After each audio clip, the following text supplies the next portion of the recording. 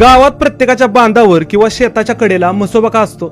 कारण लोकांचा असा समज आहे की हा देव पिकाचं आणि गावाचं रक्षण करतो, ज्याला पाहून भूत सुद्धा थरथर कापतात, ज्याच्या हुकमावर भूतांची फौज चालते.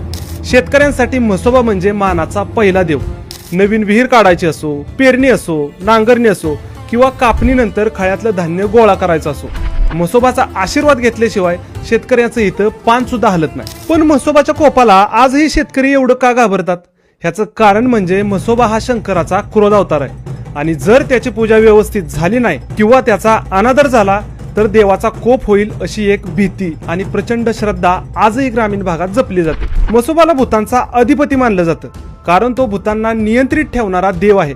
जिथं म्हसोबा असतो तिथं कोणतीही भूतबाधा किंवा वाईट शक्ती टिकत नाही अशी ग्रामीण भागात लोकांची धारणा आहे आणि म्हणूनच प्रत्येकाच्या बांधावर आपल्या शेताचा रक्षण करता म्हसोबा असतो.